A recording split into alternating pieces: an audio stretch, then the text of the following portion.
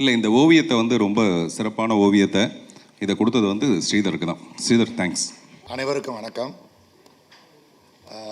இது ஒரு பெரிய ஒரு சர்ப்ரைஸாக இருக்குது. சார் எதுவும் சொல்லலை. பட் இமானை பற்றி நான் சொல்லணும்னா, எனக்கு அவர் பல விதங்களில் முன்னுதாரணமாக இருக்கிறாரு. நான் நிறைய விஷயங்களை நான் கொஞ்சம் அவசரமாக சில விஷயங்களை நான் யோசிப்பேன். ஆனால் இமான் ரொம்ப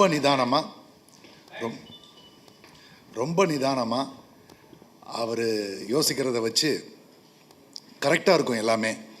கிட்டத்தட்ட என்னுடைய மனைவியினுடைய நல்ல குணங்கள் அத்தனையுமே இமான்ட்ட அப்படியே இருக்குது. இன்னும் அதிகமாக இருக்குதுன்னு சொல்லுவேன். என்கிட்ட இருக்கிற நல்ல குணம் இருக்குதானே நான் சொல்ல முடியாது. பட் என்கிட்ட இருக்கிற கெட்ட குணம் நிச்சயமாக இல்லைன்னு நான் சொல்லுவேன். அதான் நான் அவசரப்படுறது, எல்லா விஷயத்துலையுமே நான் கொஞ்சம் அவசரப்படுவேன். அந்த அவசரம் இமான்ட்ட இருக்கவே இருக்காது. அது ரொம்ப நான் பார்த்து வியந்த விஷயம். இமான் சார் வந்து பார்த்திபன் சாரோட சேர்ந்து ஒர்க் பண்ணணும்னு நினைக்கும் போது எனக்கு ரொம்ப சந்தோஷமாக இருந்துச்சு.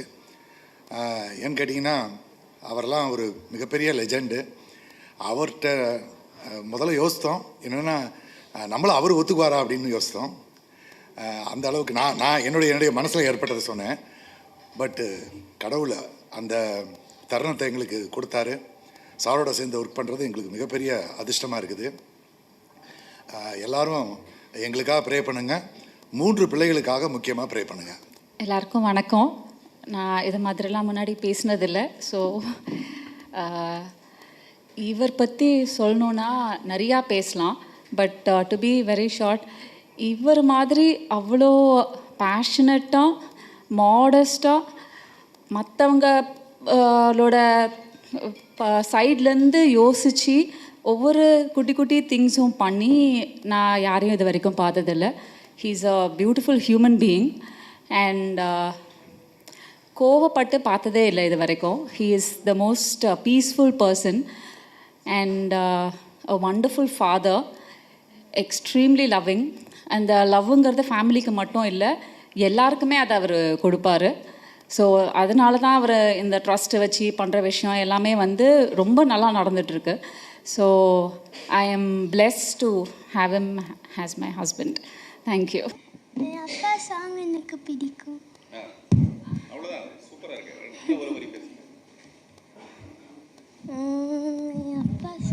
என் அப்பா பிடிக்கும், நிறையா பிடிக்கும்.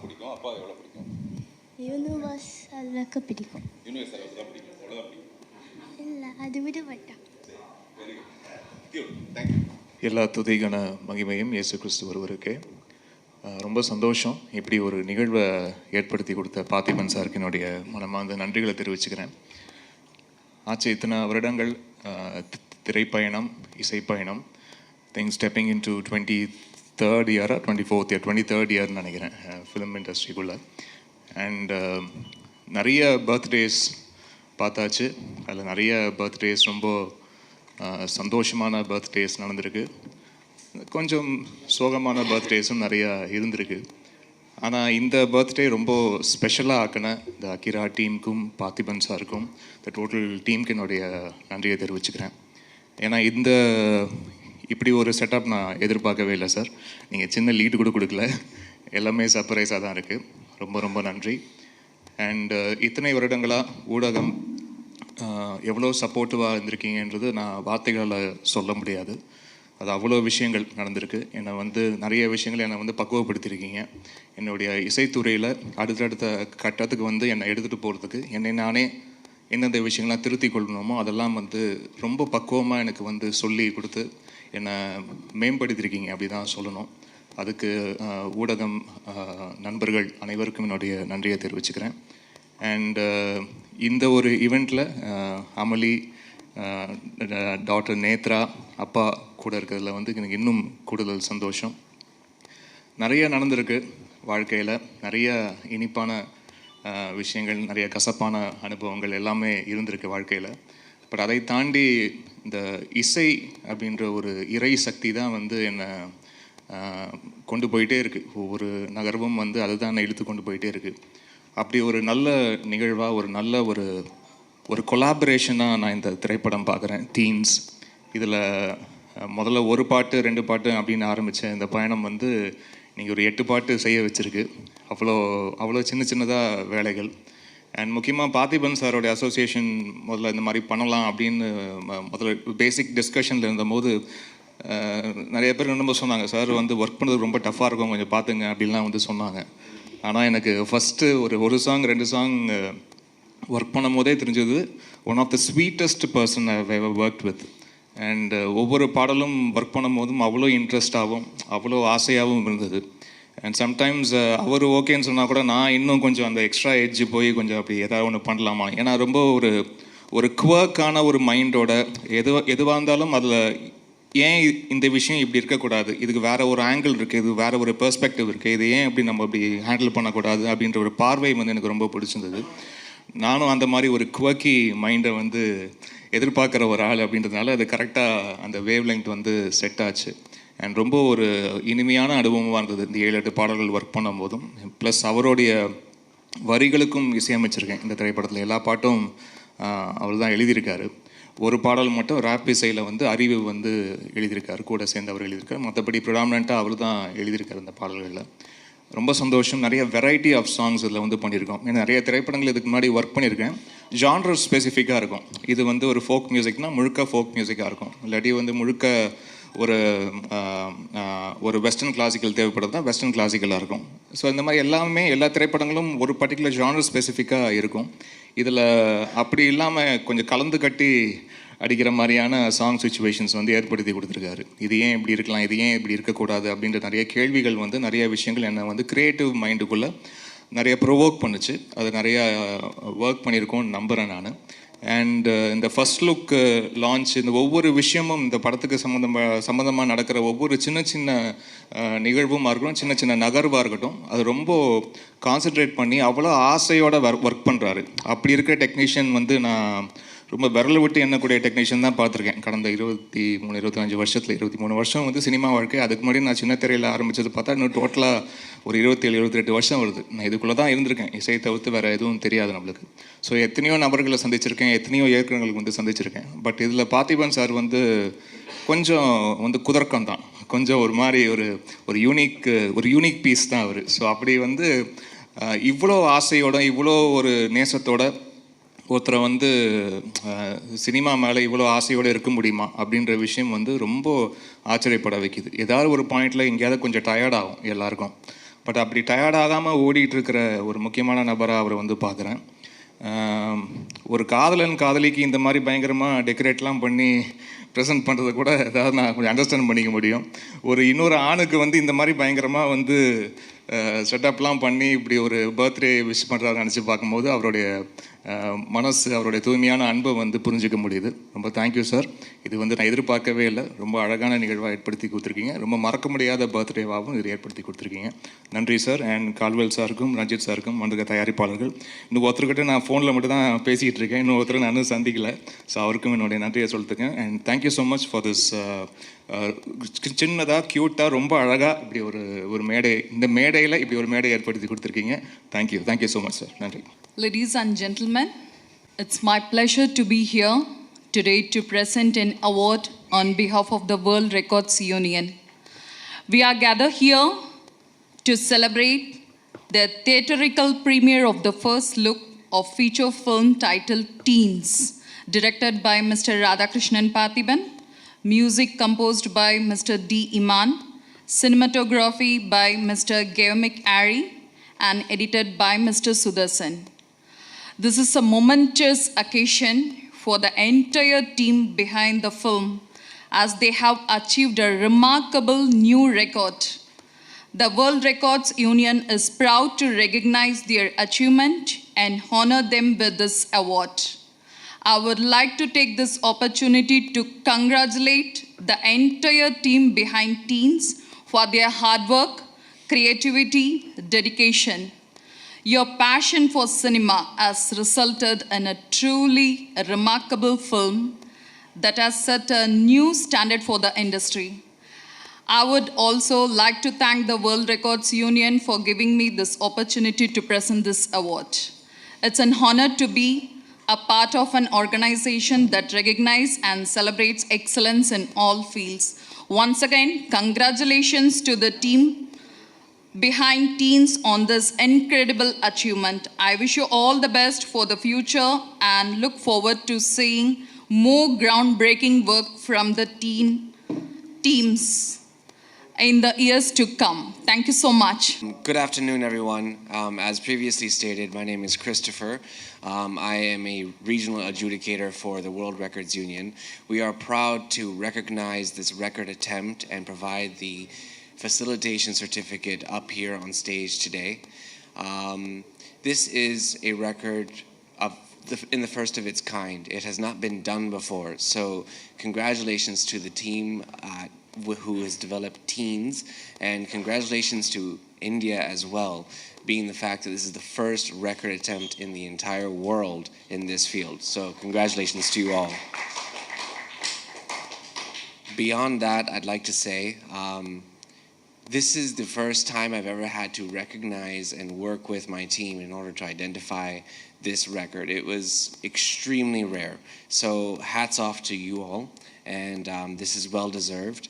And I'd like to present you with your certificate immediately, if you don't mind, without wasting any more time.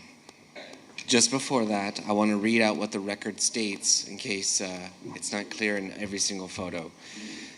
The record for the censored theatrical premiere of the first look of a feature film was achieved by the movie title Teens, directed by Radhakrishnan Parthavan, music composed by D. Iman, cinematography by Gavmik U. Ari, and edited by Sudarshan, as confirmed on 24th January 2024. Congratulations.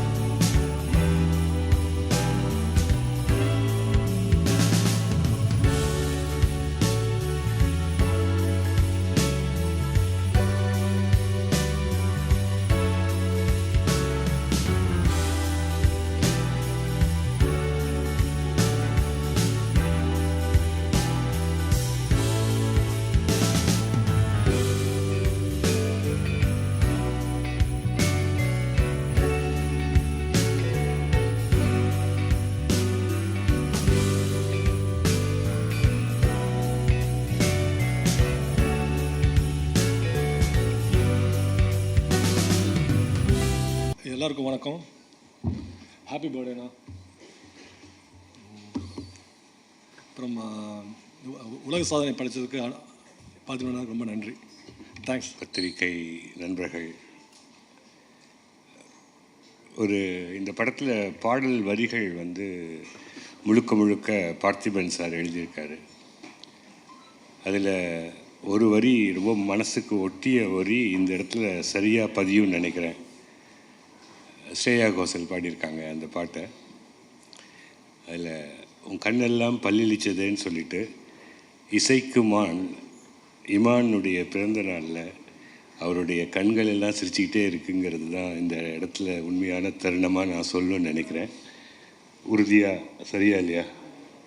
அதை விட அந்த இசைக்கு மானுக்கு இப்படிப்பட்ட அப்பா கிடைத்தது ஒரு பெரிய ஒரு வாய்ப்பு. ஒரு இடத்துலையும் தந்தை மகனுக்கு ஆற்றும் உதவி ஒன்னொன்றான் கடன் சொல்லிட்டு சொல்லுவாங்க. அந்த மாதிரி ஒரு மகனை ஊர் உலகமே பாராட்டுறதை பார்க்கக்கூடிய தந்தையினுடைய தருணம் உலகத்தில் ஒப்பிட முடியாத தருணம். அந்த தருணத்தை இப்போ நீங்கள் முழுமையாக உணர்ந்திருப்பீங்க. ஒரு ஆசிரியர், ஆசிரியரினுடைய மகன் இந்த படத்துக்கு அவ்வளோ ஒரு அழகான ஒரு இசையை அமைச்சு கொடுத்த இந்த பார்த்துருப்பீங்க நீங்கள். எவ்வளோ பேருக்கு உங்களுக்கு இந்த இசை பிடிச்சதுன்னா ஒரு கைத்தட்டினீங்கன்னா அந்த ட்ரைலருடைய பேக்ரவுண்ட் எந்த அளவு பேசியிருக்கோம் அப்படிங்கிறது இருக்குது. எப்பயுமே அதிகமாக பேசாத இமானே இப்போ பேச ஆரம்பிச்சிருக்காரு. அது பார்த்திபன் இம்பேக்ட். அது உங்களுக்கு எல்லாத்துக்குமே தெரியும், அந்தளவு பேசியிருக்காரு. அதனால் இந்த படம் அதுவும் ஒரு டீன்ஸ் மூலிமா ஒரு டீன் குழந்தையோடு இந்த அவார்டை வாங்குறது, அவருடைய மகள் கையாலே வாங்குறதுங்கிறது ரொம்ப மகிழ்ச்சி. இது இரவி நிழல் அப்படி ஒரு கடின உழைப்புக்கு அது மாதிரி ஒரு படம். அந்த ஒரு படத்தில் வேலை பார்த்தவங்க எல்லாரும் ஒரு 100 படத்துக்கு வேலை பார்த்ததற்கு சமம். அப்படிப்பட்ட உழைப்புக்கு பின்னாடி இந்த படம் வந்திருக்கு. அவருடைய உழைப்பு ஒரு சுகமான சுமைகளை குடும்பத்தோடு அவர் இமானுக்கு கொடுத்த இந்த மரியாதைக்கு என்னுடைய வாழ்த்துகள். தொடரட்டும் உங்களுடைய திரைப்பணி, உங்களுடைய தமிழ் பணி. நன்றி. டீன்ஸ் இதனுடைய அந்த லேட்டஸ்ட்டு ஒரு படம். நான் முதல்ல மற்ற ஃபங்க்ஷனுக்கெலாம் போகும்போது நிறைய ப்ரிப்பேர் பண்ணிட்டு போவேன், என்ன பேசுகிறதுன்னு சொல்லிட்டு. என்னுடைய ஃபங்க்ஷனில் அந்த ஃபங்க்ஷனை நான் எப்படி பண்ணுறதுங்கிறதே எனக்கு ஒரு பெரிய ப்ரிப்பரேஷனாக இருக்கும். ஒரு 3 நாள் தொடர்ந்து இதையே பண்ணிகிட்ருப்போம். தமிழ் சட்டையை பார்த்துருப்பீங்க நீங்கள், தெரியும். இது வந்து கலைஞருடைய அந்த 100ஆண்டு விழாவில் பேசுகிறதுக்காக ஸ்பெஷலாக தச்சு எடுத்துகிட்டு போனேன். சில மேடையில் நமக்கு வாய்ப்பு கிடைக்காது. நம்ம உள்ளூரில் வந்து பெரிய ஆளாக இருப்போம், வெளியூருக்கு போனோன்னே அங்கே கொஞ்சம் முதலிடம் கிடைக்கிறதே கொஞ்சம் கஷ்டமாக இருக்கும். அந்த மேடை அந்த மாதிரி தான், ரொம்ப ஷார்ட்டாக முடிக்க வேண்டியிருந்ததுனால அந்த வாய்ப்பு எனக்கு கிடைக்கல. அதனால் அந்த சட்டையை வந்து நான் இதுக்கு போட்டு போனேன். நான் மட்டுமே இல்லை, பெரிய பெரிய ஸ்டார்ஸ் உட்பட பார்த்தீங்கன்னா வேறு ஒரு இடத்துக்கு போய் முதல் வரிசையில் நமக்கு இடம் கிடைக்குமாங்கிறதே ஒரு பெரிய பிரச்சனையாக இருக்கும். நான் சொல்கிறது புரியும்னு நினைக்கிறேன். அதனால் நான் எனக்குன்னு ஒரு தனி இடத்தை நானே ஏற்பாடு பண்ணிக்கணும்னு ஆசைப்படுவேன். புதிய பாதையிலிருந்து இது வரைக்குமே பெரிய ஸ்டார்ஸை வச்சு படம் எடுக்கணுன்னோ அந்த மாதிரிலாம் இல்லாமல் ரொம்ப இந்த சினிமா மேலே இருக்கிற ஒரு காதலில் கிட்டத்தட்ட 33-34 வருஷமாக இப்போ எல்லோரும் சொன்ன மாதிரி ரொம்ப வித்தியாசமாக யூனிக்காக இது எல்லாமே வந்து வேறு வேறு வார்த்தைகள் அவ்வளோதானே தவிர இந்த சினிமாவுக்குள்ளே நம்ம நிரந்தரமாக இருக்கிறதுக்கு என்ன பண்ணுறது. அப்போது வித்தியாசமான ஏதோ ஒரு முயற்சிகளை மற்றவங்க பண்ணதை விட வேறு ஒன்று பண்ணோம்னா டெஃபினட்டாக அதுக்குன்னு ஒரு அங்கீகாரம் இருக்கும் அப்படிங்கிற ஒரு எண்ணத்தில் ஒத்த செருப்பு மாதிரியோ இரவு நிழல் மாதிரியோ படம் பண்ணிவிட்டு இப்போ நான் டீன்ஸில் வந்து இறங்கியிருக்கேன். இந்த படம் வந்து இந்த ஃபஸ்ட் லுக்கை பார்த்த உடனே நிறைய பேருக்கு பயங்கர, நான் தேட்டராக போனேன். இதுதான் ஃபஸ்ட்டு டைம் இந்த ஃபஸ்ட் லுக்கை வந்து ஸ்க்ரீனில் ரிலீஸ் பண்ணால் எப்படி இருக்கும் அப்படின்னா அதுக்கு வந்து சென்சார் சர்டிஃபிகேட் வேணும்னாங்க. ஒரு நாள் ராத்திரி உடனடியாக சென்சார் போர்டு ஆஃபீஸர்கிட்ட கேட்டேன். அவர் சொன்னார் இந்த மாதிரி இது வரைக்கும் சென்சார் சர்டிஃபிகேட் யாருமே வாங்கி ரிலீஸ் பண்ணதில்லை அப்படின்னோடனே நான் பயங்கர குஷி ஆகிட்டேன். இது வரைக்கும் யாருமே பண்ணதில்லைன்னா அதை நம்ம பண்ணணும் அப்படின்னு அந்த சென்சார் சர்டிஃபிகேட்டை வாங்கி ஸ்க்ரீனில் ரிலீஸ் பண்ணேன். அதுக்கு தான் இந்த வேர்ல்டு புக் ஆஃப் ரெக்கார்ட்ஸோட ரெகக்னைசேஷன். அதுக்கு ரொம்ப நன்றி மிஸ்டர் கிறிஸ்டோஃபர் டெய்லருக்கு. எனக்கு இது முன்னாடி தெரிஞ்ச ஒரே டெய்லர் எலிசபெத் டெய்லர் தான். இப்போ தான் எனக்கு கிறிஸ்டோஃபர் டெய்லர் தெரியுது. அவர் டெய்லர் கொஞ்சம் லேட் பண்ணிட்டார் போல இருக்கார், அதனால் லேட்டாக வந்திருக்கார். நீங்கள் யாராவது ஒருத்தர் அப்புறமெல்லாம் ட்ரான்ஸ்லேட் பண்ணிங்க. மேடம் அவர்களுக்குமே என்னுடைய நன்றி, என்னுடைய நண்பர் விவேக் அவர்களுக்கு நன்றி. இந்த படம் நான் செய்கிறதுக்கு ரொம்ப முக்கியமான காரணம் எனக்கு முன்னாடி பேசின திரு கால்டுவெல் வேல் நம்பி அவர்கள், தம்பி ரஞ்சித், இன்னும் 2 பேர் இருக்காங்க, மிஸ்டர் பாலா சுவாமிநாதன், டாக்டர் பிஞ்சி ஸ்ரீனிவாசன். இவங்க ஒரு 4-5 நண்பர்கள். என்னுடைய இரவு நிழலுக்கும் அவங்க தான் தயாரிப்பாளர்கள். அதில் வந்து ஒரு மிகப்பெரிய லாபமாக அந்த படம் அமையல. ஒரே லாபம் எனக்கு என்ன பெரிய சந்தோஷமாக இருந்ததுன்னா, ஒரு சிங்கிள் ஷார்ட் ஃபிலிம், உலகத்தில் இது வரைக்கும் யாரும் முயற்சி பண்ணாத ஒரு நான் லீனியர் ஃபிலிம் நான் எடுக்கணும்னு ஆசைப்பட்டேன். அதுக்கு பின்னணியில் பேஷன் யாருக்கு வேணாலும் இருக்கலாம், கனவு யாருக்கு வேணாலும் இல்லை. கண் இருக்கிறவங்களுக்கெல்லாம் கனவு இருக்கும். ஆனால் அந்த கண்ணுக்கு ஒரு ஒளியாக அந்த படத்துக்கு பின்னாடி பொருளாதாரமாக இந்த ஒரு 5 நண்பர்கள், டாக்டர் பிரபாகர்னு ஒருத்தர் இருந்தார். அந்த படம் வந்து மிகப்பெரிய வெற்றி அடைஞ்சு மிகப்பெரிய லாபமாக, இந்த உலகமே எப்படின்னா பணம் மட்டும்தான். உலகத்தில் பணத்தை விட பெரிய விஷயம் நிறைய இருக்கும். ஆனால் அது எல்லாத்தையும் பணத்தால் தான் வாங்க முடியும். அப்படி தான் பணத்துக்கு பின்னாடி ஒரு பெரிய கூட்டம். இப்போ சமீபத்தில் ஆயி பூரணம்னு ஒரு அம்மா தன்னுடைய 7.5 கோடி ரூபாய் நிலத்தை கல்விக்காக ஒரு பள்ளிக்கூடத்துக்காக எழுதி வச்சாங்க. நான் அவங்கள வந்து ஃபோன்லேயே அவங்க காலில் விழுந்து கும்பிட்டேன். இப்படிப்பட்ட மனிதர்கள்லாம் பார்க்குறது கஷ்டம்ன்ட்டு.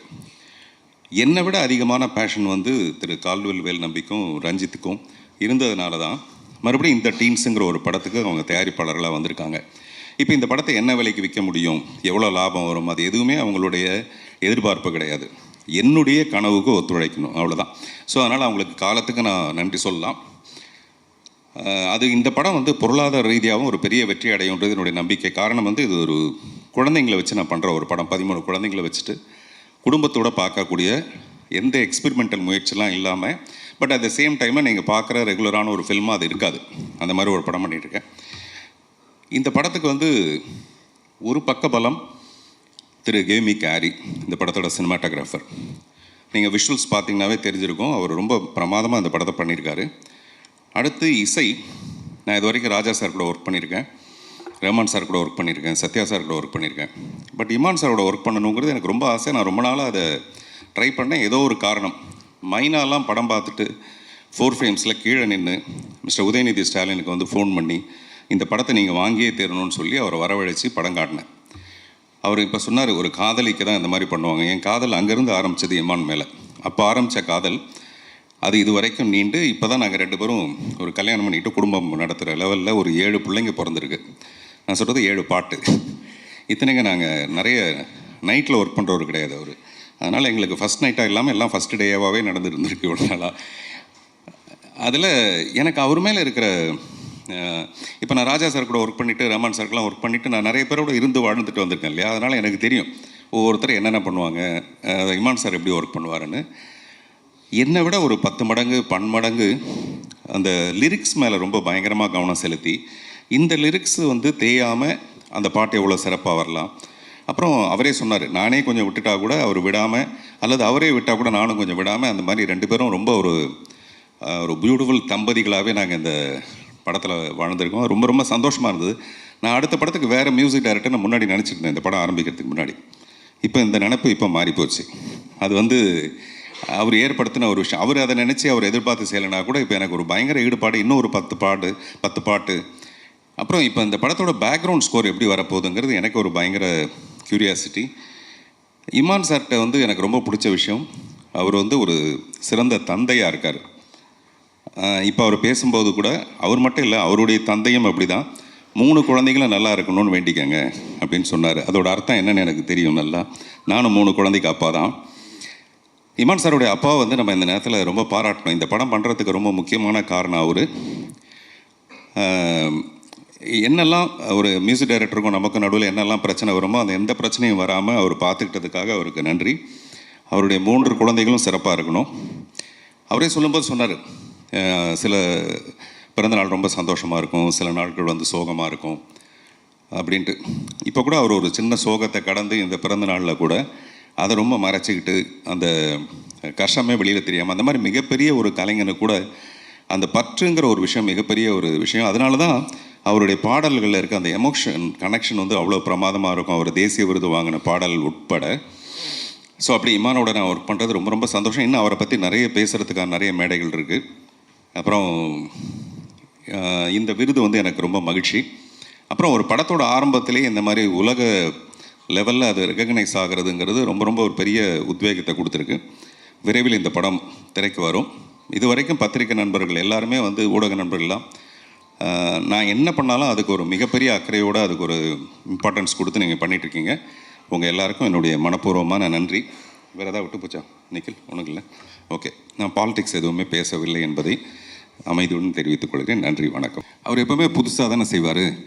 அதனால் இப்படி ஒரு கேள்வி கேட்கணும் இல்லை, அது இப்படி ஒரு கேள்வி கேட்கணுங்கிறதுக்காகவே அவர் வந்து இங்கிலீஷில் தலைப்பு வச்சுருக்காரு.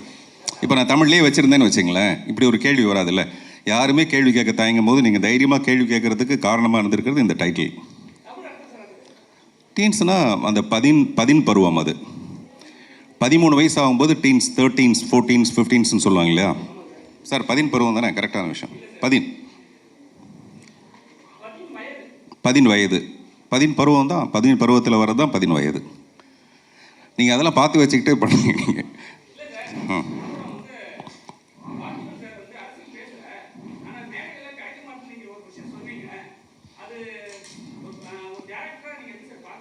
எதை? இல்லை நான் அப்படி சொல்லலை. சில மேடையில் சில முக்கியமான, இப்போ அன்றைக்கி வந்து அந்த நிகழ்ச்சி ஆரம்பித்ததே கலைஞர் நூற்றாண்டில் வந்து ரொம்ப தாமதமாக ஆரம்பித்ததுனால, சிஎம்க்கு வேறு உடம்பு சரியில்லாமல் இருந்ததுனால சீக்கிரமாக முடிக்க வேண்டியதாக இருந்தது. அப்போ ஒரு 4 பேர் மட்டுமே பேச வேண்டியதாக இருந்தது. நான் போய் மேடைக்கு பின்பக்கம் போய் பேசிகிட்டு இருந்தேன். எனக்கு அந்த மாதிரி ஒரு வாய்ப்பு கிடைச்சது பின்னாடி போய் பேசிட்டு இருந்தேன் நான். அதனால் நான் அதை என்ன சொன்னேன்னா பாசிட்டிவாக சொன்னேன். எல்லா மேடையிலையும் எல்லாருக்கும் வாய்ப்பு கிடைக்காது, நீங்கள் சமீபத்தில் இருக்கிற மேடையெல்லாம் கூட பார்த்துருப்பீங்க அப்படின்னு சொன்னேன் நான்.